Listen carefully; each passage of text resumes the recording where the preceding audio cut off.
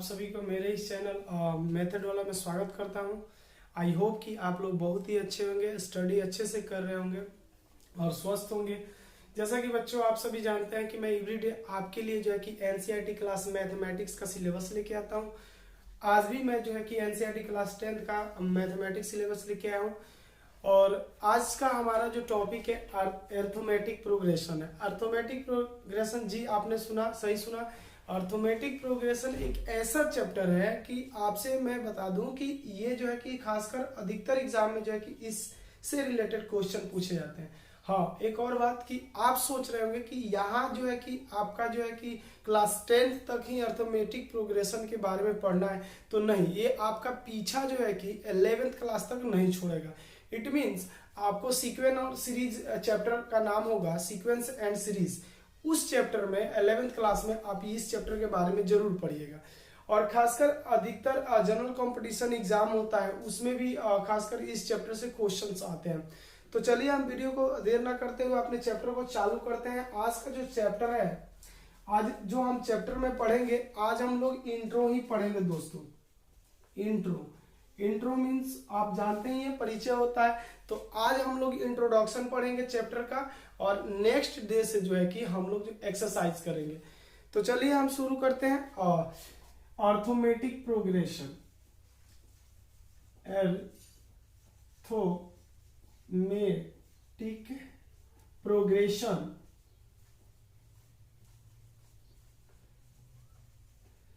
इस चैप्टर का नाम है समांतर श्रेणी। ठीक है, अर्थमेटिक प्रोग्रेशन, इसको हम शॉर्ट नेम इसका रखते हैं A.P, यानी कि A फॉर जो है कि अर्थमेटिक होता है और P फॉर जो होता है प्रोग्रेशन होता है।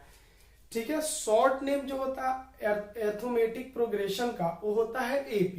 तो आज हम लोग AP पढ़ेंगे। तो चलिए हम शुरू करते हैं। AP जो है इसके बारे में कुछ, अब सबसे पहले कुछ नंबर का मैं जो है कि ग्रुप दे रहा हूं, ग्रुप ऑफ नंबर दे रहा हूं और कुछ सीरीज दे रहा हूं, आप उस पर थोड़ा सा ध्यान दो।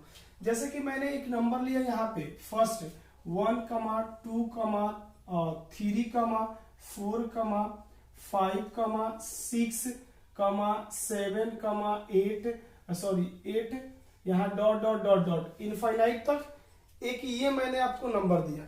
सेकंड नंबर आपको मैंने दिया, गौर कीजिएगा, इस पे आपको जाना नहीं है, इसको गौर से देखिए, मैं समझाऊंगा, आपको बिल्कुल ही एपी समझ में आएगा। अगर नहीं आए तो कमेंट बॉक्स में बताइए, बिल्कुल मुझे नहीं आए। मैं दावा करता हूं कि आप बिल्कुल समझ जाओगे। तो बने रहिए और वीडियो को पॉज किए बिना शुरू से लास्ट तक देखिए। तो चलिए, ये आपका एक नंबर मैंने दिया। सेकंड नंबर जो है यहाँ जैसे 2 रख दिया, 4 रख दिया, इसके बाद 6 हो गया, 8 हो गया और यहाँ 10 हो गया। एक ऐसा नंबर मैंने रखा। और फिर मैंने थर्ड एग्जांपल के रूप में आपके पास रखा, मैंने यहाँ पे 3, 3, ऐसे मैंने कुछ नंबर्स रखा। और खासकर मैं बता दूं कि आप इस नंबर को आप गौर से देखो। पहले एपी क्या है हमें यही जानना है। अगर आप एपी समझ गए, इट मीन्स अर्थमेटिक प्रोग्रेशन आप समझ गए, तो आप समझ जाओ कि बुक के सारे कंसेप्ट क्लियर हो गया आपका। तो सबसे पहले इस जो नंबर 2 दिया हुआ है, इस पे आप थोड़ा सा गौर कीजिए। इसमें देखिए यहाँ 1 के बाद 2, 2 के में 1 जोड़ रहे हैं तो 3, 3 में 1 जोड़ रहे हैं 4, 4 में। इट मीन्स इसके नेक्स्ट वाले 8 के बाद कौन सा नंबर आएगा वो आप बिल्कुल ही बता दोगे, है कि नहीं। यहाँ 8 है तो आप क्या लिखोगे, इसके बाद 9 लिखोगे, इसके बाद 10, उसके बाद 11, 12, 13 इनफाइनाइट तक जाएगा। ठीक है, अच्छा, इस नंबर के पैटर्न को देखिए। 2 में 2 ऐड कर रहे हैं तो 4, 4 में ऐड 2 कर रहे हैं तो 6, 6 में 2 ऐड कर रहे हैं तो 8 और 8 में 2 ऐड कर रहे हैं तो 10 हो रहा है। इट मीन्स इस नंबर पैटर्न को आप अच्छे से देखिएगा। इसका प्रतिरूप जो है 10 के बाद हम 2 जोड़े तो 12 आएगा, 12 में 2 जोड़े 14, 14 में 2 जोड़े तो 16, ऐसे करके नंबर आगे भी आएंगे। चलिए नेक्स्ट इस नंबर को देखिए। तो इस 3 के बाद फिर 3, फिर 3, ये ऐसा नंबर का सीक्वेंस या सीरीज है ये, कि इसमें जो है कि 0 ऐड कर रहे हैं तो पुनः वह नंबर आ रहा है। ठीक है, तो इट मीन्स एपी कहता है कि सारे जो भी नंबर है दुनिया का कोने के कोई भी नंबर का समूह हो, ये सीरीज हो, अगर उसका किसी भी टर्म की कॉमन डिफरेंस जो होता है एक ही हो तो वह एपी कहलाएगा। इट मीन्स नंबरों का ऐसा समूह जिसका कॉमन डिफरेंट यानी कि सार वो अंतर बोला जाता है। चलिए कॉमन डिफरेंस के बारे में जानते हैं। COMMON कॉमन डिफरेंस, ये जो कॉमन डिफरेंस है इसको डिनोट किया जाता है स्मॉल डी से, ये स्मॉल डी से डिनोट किया जाता है। अब देखिए ये सीरीज जो आपको दिख रहा है या नंबर पैटर्न ये जो दिख रहा है, इसमें आप कहीं पे इसका कॉमन डिफरेंस निकालो। जैसे दो में से हम लेस करते हैं, इन दो में से हम एक लेस करेंगे तो यहाँ एक ही आएगा, ठीक है। और ये 2 और 3 के बीच के गैप में अंतर देख रहे हैं तो भी एक ही हो रहा है। इस 3 और 4 के बीच 1, और 4 और 5 के बीच 1, 5 और 6 के बीच 1, और 7 और 6 के बीच 1, 7 और 8 के बीच 1 ही आ रहा है। इट मीन्स दूसरे टर्म में से पहले वाले टर्म को लेस करना है तो 1 आया, फिर तीसरे वाले टर्म में से दूसरे वाले टर्म को लेस किया 1 आया। इट मीन्स आप कहीं भी इस एपी के इस सीरीज के कहीं भी कोई भी टर्म के डिफरेंट आप निकालोगे तो वह जो डिफरेंट आएगा एक ही आए, मतलब एक ही मतलब एक नहीं बोल रहा हूं, एक समान आए, तो उसी को बोलते हैं हम एपी। चले इस सीरीज पे चेक करते हैं तो ये 4 में से अगर 2 लेस करते हैं तो हमारा 2 का डिफरेंट हुआ, और 6 में से 4 को लेस करते हैं तब भी 2 का डिफरेंट हुआ, 8 में से 6 को लेस करते हैं तब भी हमारा कितना होगा, यहां पे हमारा 2 ही होगा। 8 और 10 के बीच का कॉमन डिफरेंस 2 ही होगा, है कि नहीं। तो इट मीन्स आगे जो भी टर्म हम लिखेंगे उसके उन नंबरों के बीच के जो कॉमन डिफरेंस होगी वो भी क्या होगी, सेम होगी। चलिए next question, third number pattern देखिए। थर्ड नंबर में क्या है कि 3 और 3 के बिटवीन 0 का डिफरेंट, इस 3 और 3 के बीच 0, यहाँ पे भी 0, S1 यहाँ पे भी 0 है। इट मीन्स हम एपी को ये डिफाइन कर सकते हैं कि नंबरों का ऐसा पैटर्न या नंबरों का ऐसा समूह जिसका सार्वंतर, यानी कि सार्वंतर मीन्स क्या होता है, ये कॉमन डिफरेंस किससे डिनोट करते हैं तो स्मॉल डी से, यानी कि सार्व अंतर क्या हो, एक समान हो, कहीं भी किसी भी टर्म के बीच में उसके जो कॉमन डिफरेंस हो वो एक हो, एक ही जैसा हो, उसी को बोलते हैं हम एपी। चलिए अब थोड़ा सा आगे बढ़ते हैं। जैसे मैं इसको इरेज करके समझाता हूं, चलिए मैं एक ये एपी लेकर के सारे टर्म को समझाता हूं। तो चलिए ध्यान देंगे इस पे कि एक तो हमने बताया कि जो है कि इसमें कहीं भी किसी भी टर्म के बिटवीन डिफरेंट निकालिएगा तो वो जो है कि समान होगा तो एपी कहलाएगा। ये नंबरों का ऐसा पैटर्न जिसके कॉमन डिफरेंट क्या हो, समान हो, उसे एपी कहते हैं। तो चलिए अब देखिए इसमें जो है कि कुछ और भी टर्म, जैसे यहां पे देखिए इसको प्रथम पद बोलते हैं, इसको प्रथम पद कहते हैं, इसको यानी कि इसको फर्स्ट टर्म बोलते हैं, फर्स्ट टर्म होता है ये होता है सेकेंड टर्म, और ये होता है आपका थर्ड टर्म कह सकते हैं, और ये होता है आपका फोर्थ टर्म, और फोर्थ टर्म इट मीन्स ये आपका फिफ्थ टर्म, ऐसे होता है। यानी कि जो फर्स्ट टर्म है हमारा, फर्स्ट टर्म एपी का क्या होता है, ठीक है, ये हमारा पॉइंट है। एपी का जो फर्स्ट टर्म होता है उसको कैसे डिनोट करते हैं, तो एपी का जो फर्स्ट टर्म होता है या तो ए से डिनोट कीजिएगा, या तो आप डिनोट कीजिएगा A1 से, या आप यूं कह लीजिए कि T1 से डिनोट कर सकते हैं, या आप T से भी डिनोट कर सकते हैं। एपी के फर्स्ट टर्म हो, कोई भी फर्स्ट टर्म एपी के या तो A होता है, या तो A1 होता है, या तो T होता है, या तो T1 होता है, ठीक है। चलिए जो फर्स्ट टर्म तो हम लोग ऑलरेडी जान चुके हैं। अगर मान लीजिए हम सेकेंड टर्म निकालना है तो हम A2 कह सकते हैं, या थर्ड टर्म निकालना है तो A3 कह सकते हैं, या फोर्थ टर्म निकालना है तो A, ऐसे करके लिखे जाते हैं। तो यहाँ यानी ये फर्स्ट टर्म A1 हो गया, या A बोलिए, या ये A2 हो गया, ये A3 हो गया, ये A4 और ये A5 हो गया। ठीक है, इस तरह से जो है कि AP का सीरीज होता है। अब देखिए इसमें जो कॉमन डिफरेंस ये जो हमने निकाला था इसके बीच, यानी कि 4 और 2 के बीच हमने कॉमन डिफरेंस क्या निकाला था, तो हमने निकाला था 4 और 2 के बीच 2 का कॉमन डिफरेंस, ये मैंने निकाला था।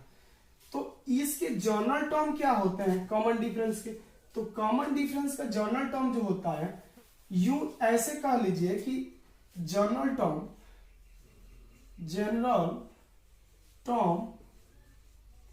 Of common difference,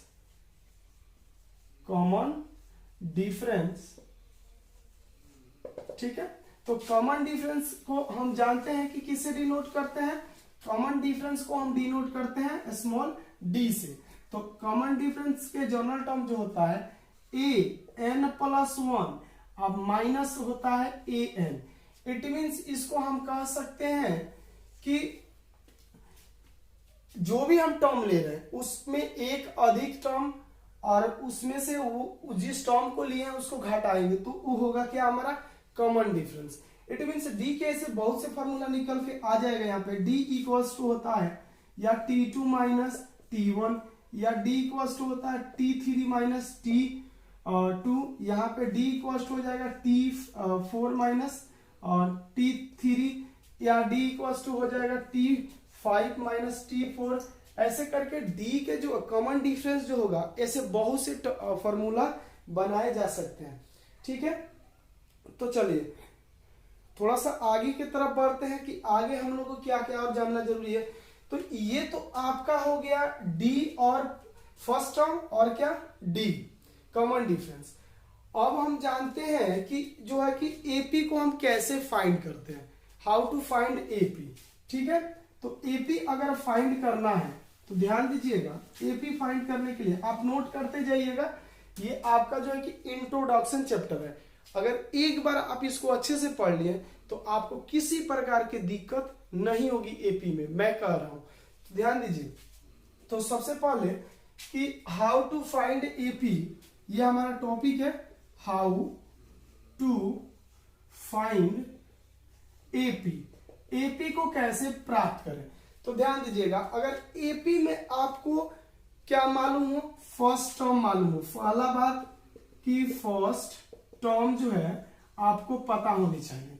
first term को हम किससे डिनोट करते हैं, ए या A1, या ऐसे कह सकते हैं T या T1, अगर ये पता हो। ठीक है, और सेकंड बात क्या पता हो, कॉमन डिफरेंस, क्या पता हो, कॉमन डिफरेंस। अगर ये दो चीजें मालूम हो यानी कि स्मॉल डी, ये दोनों मालूम हो तो एपी के कोई भी टर्म को हम क्या कर सकते हैं, इजिली फाइंड कर सकते हैं। याद रखिएगा कि अगर एपी पता करना है, ये एपी निकालना है, ये तो ऑलरेडी एपी में है।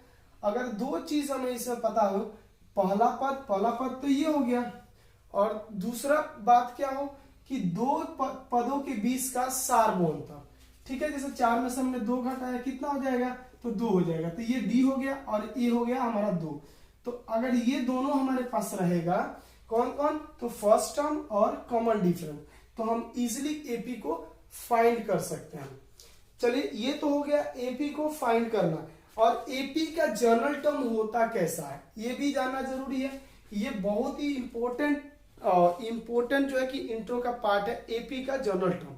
तो देखिए, एपी का जो जनरल टर्म होता है, एपी का जो जनरल टर्म होता है कुछ ऐसे लिखे जाते हैं, जैसे हमारा यहाँ पे पॉइंट है general term of AP, AP के जनरल टर्म। तो देखिए, एपी का जनरल टर्म होता है A plus D, A plus 2d, A plus 3d, A plus 4d, dot dot dot, ऐसे एपी के जनरल टर्म को लिखे जाते हैं। तो इट मीन्स ये कमा देकर अलग अलग लिखा गया, ये अलग अलग टर्म है, तो ये आपका प्रथम पद यानी कि A1, ये आपका द्वितीय पद यानी कि A2, या आपका इसको बोल सकते हैं तृतीय पद यानी कि A3, ये आपका चतुर्थम पद A4, ये आपका जो है कि क्या होगा आपका जो है कि पांचवा पद। तो इस तरह से ये जनरल टर्म होते हैं, या इसको बोल सकते हैं T1, T2, T3 या T4 या T5, ऐसे भी लिखे जाते हैं। अगर आपको हमें निकालना है कौन सा फॉर्म, कौन सा पद, द्वितीय पद निकालना है, यानी कि T2 यदि निकालना हो तो हम इसको ऐसे लिख सकते हैं A प्लस D। तो देखिए इसमें अगर दूसरा पद निकालना, AP का कौन सा पद, दूसरा पद, ध्यान दीजिएगा, AP का दूसरा पद यदि निकालना है तो हमें क्या पता होनी चाहिए, ये A क्या होता है, फर्स्ट टर्म, क्या होता है, फर्स्ट टर्म, और ये D क्या होता है, कॉमन डिफरेंस। ठीक है, तो ये दोनों चीजें अगर मालूम हो हमें तो हम इजिली जो है कि AP के कोई भी टर्म यानी AP फाइंड कर सकते हैं। चलिए एक और देखते हैं, जैसे कि अगर मान लीजिए सपोज दैट हमें निकालना है T पांचवा पद, AP का कौन सा पद, पांचवा पद, तो पांचवा पद के लिए फॉर्मूला होता है A प्लस 4D। तो इसमें देखिए A क्या है, फर्स्ट टर्म है, ये D क्या है, तो आपका कॉमन डिफरेंस है। अगर ये दोनों रहेगा तो आप पांचवा पद या छठवा या सातवां, आठवां, 99वां या 100वां कोई भी टर्म फाइंड कर सकते हैं। तो क्या मालूम होनी चाहिए AP फाइंड करने के लिए, तो AP फाइंड करने के लिए हमें दो बातें मालूम होनी चाहिए। दो कौन कौन, तो फर्स्ट टर्म और सेकंड कॉमन डिफरेंस। ठीक है, कॉमन डिफरेंस मींस क्या होता है, तो सार्वंतर होता है। चलिए थोड़ा सा आगे की तरफ बढ़ते हैं। अगर मान लीजिए आप गेस करो, आप गेस करो मैं क्या बोलता हूं, आप गेस करो कि अगर मान लो कोई AP का 100वां पद निकालना हो, 100वां पद, तो कैसे लिखेंगे उसके फॉर्मूला बताइए। तो हम कह सकते हैं, सोच के बताइए थोड़ा, तो ये हम कह सकते हैं कि A plus 99D, 99D it means 100वां पद यानी 100वां पद किसी भी AP का निकालना है तो A प्लस 99D। चलिए अगर मान लीजिए हमें 1000वां पद निकालना है कि 1000वां पद क्या होगा AP का, तो क्या लिखिएगा, A प्लस 999D हो गया। ये बहुत ही इजी चैप्टर है, आपको सिर्फ ध्यान देना है कि कौन कौन सी बातें इसमें है, उसके बाद आप इजीली कर सकते हो। तो ये हो गया आपका 100वां पद, ये 1000वां पद, 1000वां पद है। तो अब देखिए 100वां या कोई भी पद का फॉर्मूला लगाइए, या 10वां पद निकालना तो A प्लस 9D लिखिएगा, या आपको 30वां पद निकालना है तो A प्लस 29D कर सकते हैं। तो सब में देखिए क्या है कि ये है जो है फर्स्ट टर्म है, क्या है ये, फर्स्ट टर्म है। ठीक है, फर्स्ट टर्म, और ये क्या है, ये जो है कि आपका कॉमन डिफरेंस है। ध्यान दीजिएगा, ये D क्या है, कॉमन डिफरेंस, ये A क्या है, फर्स्ट टर्म, ये D क्या है, कॉमन डिफरेंस, ये A क्या है, फर्स्ट टर्म, D क्या है, कॉमन डिफरेंस, A क्या है, फर्स्ट टर्म, D क्या है, कॉमन डिफरेंस। ठीक है, तो ये जो है ये AP के कोई भी टर्म निकालने के लिए, कोई भी पद निकालने के लिए उसका ये फॉर्मूला है। तो हमें कोई भी एक अगर AP लगातार कॉन्टिन्यूअस फाइंड करना हो, जैसे कि T1, T2, T3, T4, तो आप उसमें T1 निकालो या T2 निकालो या T3 निकालो या T4 निकालो या T5 निकालो, कोई भी पद निकालो, कोई भी पद निकालो, तो इसमें फॉर्मूला लगाइएगा, चाहे इसमें कोई भी, तो A और D इन्वॉल्व रहेगा। तो आपको क्या होना चाहिए AP फाइंड करने के लिए, A और D पता होनी चाहिए। और AP का जनरल टर्म होता है, क्या होता है, A कमा A प्लस D कमा A प्लस 2D कमा A प्लस 3D कमा A प्लस 4D कमा A प्लस 5D कमा A प्लस 6D, ऐसे करके जनरल टर्म होते हैं AP के। अब चलिए हम जानते हैं कि AP जो होता है कितने तरह के AP होते हैं, ये भी बहुत जरूरी है जानना। तो मैं जो है कि बेसिक लेवल से आपको समझा रहा हूं, एकदम पूरा बेसिक से लेकर चल रहा हूं, ताकि आपको कंसेप्ट जो है कि पूरा क्लियर हो जाए, आपको कहीं डाउट न रहे। तो देखिए अगर आपको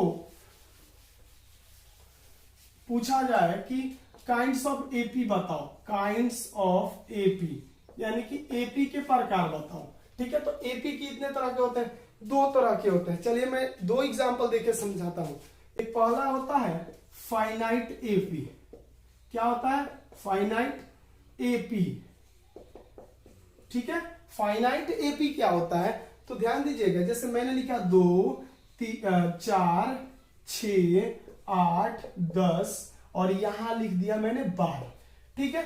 तो अब देखो इसमें कि नंबर ऑफ टर्म कितने हैं, मतलब ये तो एपी है, कंफर्म है, क्योंकि 4 में से 2 जाएगा 2, 6 में से 4 जाएगा 2, 8 में से 6 जाएगा 2, 10 में से 8 जाएगा 2, 12 में से 10 जाएगा 2 आएगा। इट मीन्स ये सब इसका सार्वभौमंतर जो है इस नंबर पैटर्न का जो सार्वभौमंतर है डी जो है 2 ही आ रहा है एवरी प्लेस पे, एवरी टर्म पे, ठीक है। तो हम ये एपी कह सकते हैं। और दूसरी बात, फर्स्ट पहला पद तो ये हो जाएगा, दूसरा, तीसरा, चौथा, पांचवा, छठवा, ऐसे करके पद हो जाएगा। अब ये देखिए इसमें नंबर ऑफ टर्म कितने हैं, इस एपी के कितने टर्म है, कितने पद है? तो 1 2 3 4 5 6, इट मीन्स इसमें 6 पद है, यानी कि n = 6। तो यानी कि नंबर ऑफ टर्म जो है कि काउंटेबल है। क्या है? नंबर ऑफ टर्म क्या है? काउंटेबल है। काउंटेबल मतलब गणनीय हो।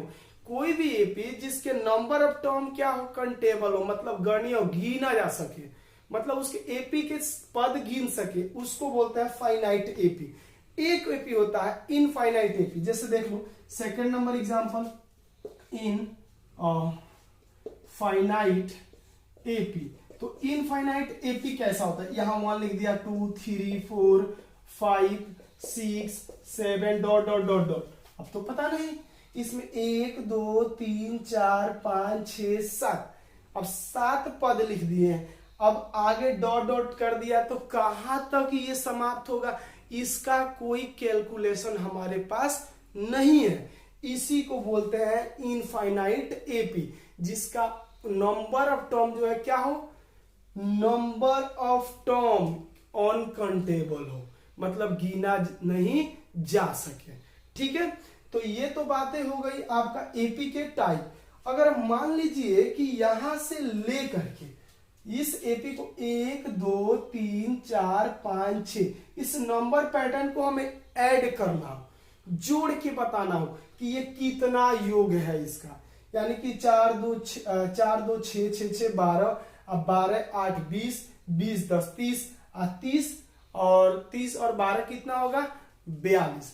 तो ऐसे करके अगर ये टोटल हमें करना हो तो उसके लिए कौन सा फॉर्मूला अप्लाई करेंगे, या हमें ये लास्ट वाला टर्म nth टर्म फाइंड करना है, अंतिम पद पता करना है, तो उसके लिए क्या फॉर्मूला होगा? चलिए इसके बाद जानते हैं। तो इसको आप नोट कर लीजिएगा और जो भी होगा तो ध्यान दीजिएगा। तो nth टर्म निकालना है। कौन सा टर्म निकालना है? nth टर्म, एपी का nth टर्म फाइंड करना है। तो अगर nth टर्म फाइंड करना है तो nth को हम an भी कह सकते हैं या हम ln भी कह सकते हैं। तो वो फॉर्मूला क्या होगा? तो a प्लस n-1 इंटू हो जाएगा d। ये आपका हो गया nth टर्म का क्या फॉर्मूला, अंतिमवा पद ज्ञात करना है तो ये फॉर्मूला लागू होगा, ठीक है। अगर जैसे मैंने यहाँ पे एपी एक लिखा था आपके बीच, जैसे एपी था 2 4 6 8 10 12, अगर मान लो सब ये तो अंतिमवा पद 12वां पद निकालना है तो इस फॉर्मूला को यूज कर सकते हैं। लास्ट वाले टर्म गिवन हो तो, मतलब लास्ट वाला टर्म नहीं गिवन हो तो, ठीक है। अगर सपोज दैट मैंने क्या बोला कि इन सारे टर्म को ऐड करना हो, 4 2 6 6 12, अब 12 8 20 10 30, अब 12 30, अब 12 42 हो जाएंगे। इट मीन्स इसको फाइंड करना है तो उसके लिए हम क्या फॉर्मूला अप्लाई करेंगे? इट मीन्स उसको बोलते हैं sum of AP. Sum of AP के लिए क्या फॉर्मूला होते हैं? तो चलिए, तो बिना पॉज किए हुए वीडियो को पूरा देखिए ध्यान से। तो सम ऑफ एपी फाइंड करना है, सम ऑफ एपी यानी कि एपी के योग, तो उसको बोलते हैं एस एन से डिनोट करते हैं। किससे डिनोट करते हैं? तो एस एन से डिनोट करते हैं। एस एन मतलब होता है पदों का योग, एपी के पदों का योग, मतलब nth टर्म के योग। तो ध्यान दीजिएगा, तो ये फॉर्मूला होता है n/2 into 2a plus n-1 into D. ये आपका फॉर्मूला होता है सम ऑफ एपी का। अगर इसको ब्रेक करते हैं, जैसे कि एसएन हमने लिख दिया यहाँ पे, ठीक है, और मैंने nth टर्म के लिए फॉर्मूला क्या लिखा था? nth टर्म के लिए, nth टर्म फाइंड करने के लिए an या ln equals to a plus n-1 into D मैंने लिखा था, ठीक है। अगर इसको ब्रेक करते हैं तो ध्यान दीजिएगा n/2 तो रहेगा into a plus n-1 into D. अब देखो एक एसएन का और फॉर्मूला आपका निकल के आएगा। ये तो एज इट इज उतार लीजिए n/2, अब बड़ा ब्रैकेट, ये a है तो a, और यहां प्लस है तो प्लस लिख दिया। यहां से यहां का फॉर्मूला देखिए, ये ऑलरेडी पूरा है, यानी कि a plus n-1 into D, a plus n-1 into D किसका फॉर्मूला है? an या ln को, तो यहां पे लिख सकते हैं ln, ये शॉर्ट फॉर्मूला हो गया। तो एसएन का ये फॉर्मूला हो गया। तो इंट्रो इतना ही था एपी का, और इसमें और कुछ नहीं है। मैं एक क्वेश्चन दे रहा हूं, नेक्स्ट वीडियो में आपको बताऊंगा कि उस क्वेश्चन का हल क्या होगा। अगर आप जानते हो तो जरूर मेरे कमेंट बॉक्स में जाकर के कमेंट में जरूर बताइएगा कि सर ये आंसर होगा। मैं आपसे पूछूं कि एपी, ये एपी जो होता है समांतर श्रेणी, क्या होता है? समांतर श्रेणी। चलिए, ये जो समांतर श्रेणी होता है, एपी होता है, इनमें कुल कितने पद होते हैं? इनमें कुल कितने पद होते हैं? ये जरूर क्वेश्चन का आंसर दीजिएगा। एपी में कुल कितने पद होते हैं? अगर आपको पता होगा तो जरूर बताइएगा। आपको मैंने ये क्वेश्चन इसलिए दिया कि इंट्रो में ही ये बात थी। अब चलिए थोड़ा सा एक बार मैं छोटी सी बात रिपीट कर देता हूँ, लास्ट में क्वेश्चन को भी रिपीट कर दूंगा तो आपको पता हो जाएगी, ठीक है। इसके बाद आपको एपी में कोई भी दिक्कत नहीं आएगा। तो चलिए, अगर हम इसमें देखिए, एक तो होता है कौन कौन से टर्म होते हैं उसको जान लीजिए, ठीक है। टर्म को आप जान लो कौन कौन से टर्म होते हैं। तो देखिए, एक तो होता है ए, या इसी को बोलते हैं A1, या होता है T, या इसी को बोलते हैं T1। इसको हम बोलते हैं first term.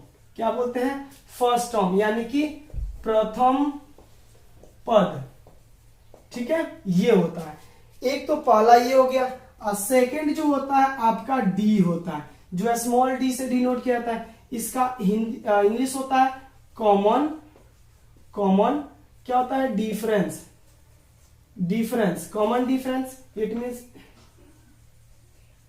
Common difference means होता है सार्व अंतर होता है, ठीक है।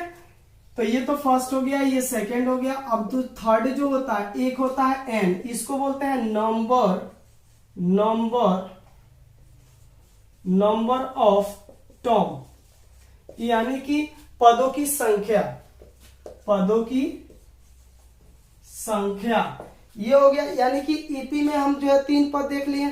3 कौन कौन पद होते हैं? तो एक होता है प्रथम पद, जिसको ए या A1 या T या T1 से डिनोट करते हैं। एक होता है कॉमन डिफरेंट, यानी कि सार्वंतर, जिसको D से डिनोट करते हैं। एक होता है N, जिसको बोलते हैं नंबर ऑफ टर्म, यानी कि पदों की संख्या। और जो थर्ड होता है वह होता है आपका SN, इसको बोलते हैं सम ऑफ एपी, यानी कि पदों का एपी के पदों का योग, यानी सम ऑफ एपी, यानी कि एपी के योग, एपी के योग, ठीक है। ये हो गया आपका 1 2 3 4। और पांचवा जो होता है आपका है LN या AN यानी कि लास्ट टर्म। लास्ट टर्म मतलब होता है अंतिम पद, अंतिम पद। ये हो गया। आपको एपी में इतने, या तो आपको कहीं क्वेश्चन देगा तो ए निकालने के लिए बोलेगा, या तो आपको क्वेश्चन देगा तो डी निकालने के लिए बोलेगा, या तो क्वेश्चन देगा तो एन निकालने के लिए बोलेगा, या तो आपको क्वेश्चन देगा तो एसएन बोलेगा फाइंड कीजिए, या तो आपको क्वेश्चन देगा तो कहेगा अंतिम पद ज्ञात कीजिए। तो इट मींस इतना एपी में पद होते हैं। तो आपसे मैंने एक क्वेश्चन पूछा है, उसका जरूर जवाब दीजिएगा कि एपी में कुल कितने पद होते हैं, ये जरूर आप बताइएगा ये कमेंट सेक्शन में। ठीक है दोस्तों, अब नेक्स्ट वीडियो में हम आपसे मिलेंगे और एपी के एक्सरसाइज लेकर। इंट्रो आज का आपका यहीं पे समाप्त होता है और नेक्स्ट वीडियो में देखते हैं। धन्यवाद।